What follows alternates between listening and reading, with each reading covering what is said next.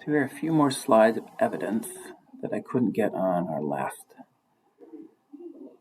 screencast. So when it comes to hurricanes, it's a question mark. It's thought that they may be fewer in the future, but they will be increased in intensity, in part due to the higher troposphere and more moisture in the atmosphere. Heat waves definitely set to increase in intensity and duration. In 2003, a heat wave in Europe cost 30,000 people their lives.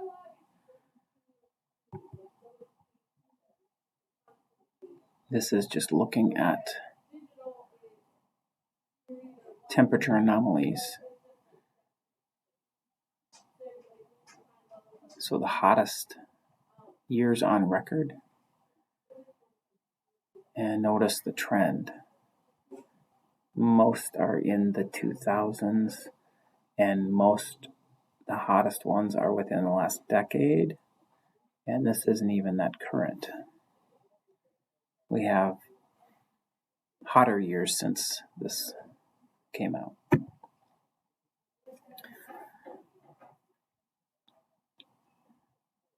We have losses. We have losses in insurance claims. So this gives a glimpse of 10-year total of fatalities based on heat waves, tornadoes, hurricanes, floods, winds. So if you think about heat waves, they kill more people than any of the other strong weather-related events.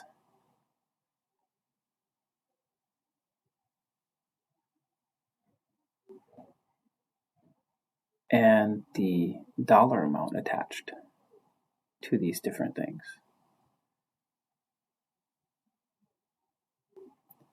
So weather-related disasters are only going to intensify, costing us more money and more lives. So we need to try to think of how could we be more preventative and help people more effectively.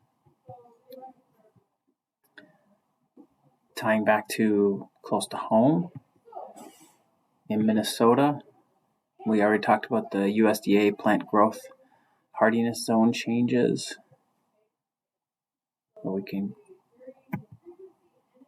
Twin Cities rainfall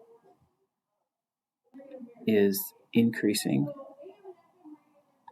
Past 2 decades, spring has arrived earlier on average.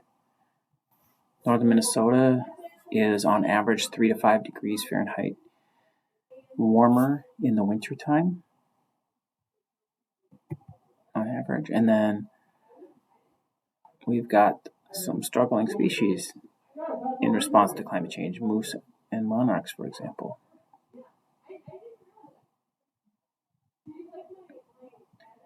Moose are an example of a species that is declining in numbers due to the struggles facing with a warmer climate.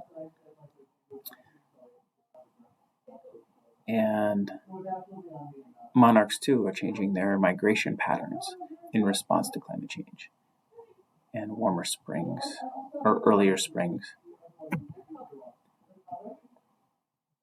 This is some data on biome changes or shifts in Minnesota.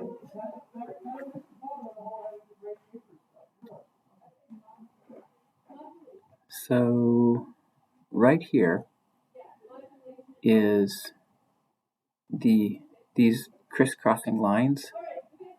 The green represents temperature, and these, I guess they're called isobars.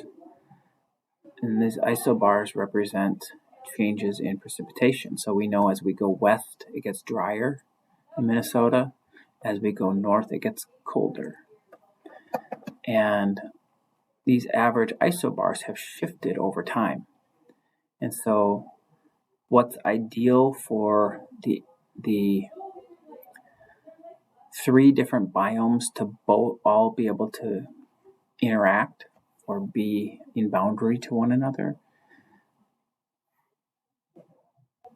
is right about here, at least in 1900.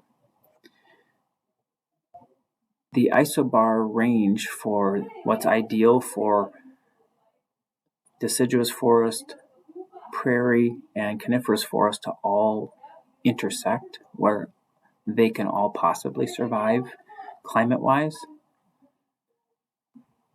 used to be around the Twin Cities, and now it is up closer to Brainerd, Bemidji, and is expected to shift into Canada in 2100.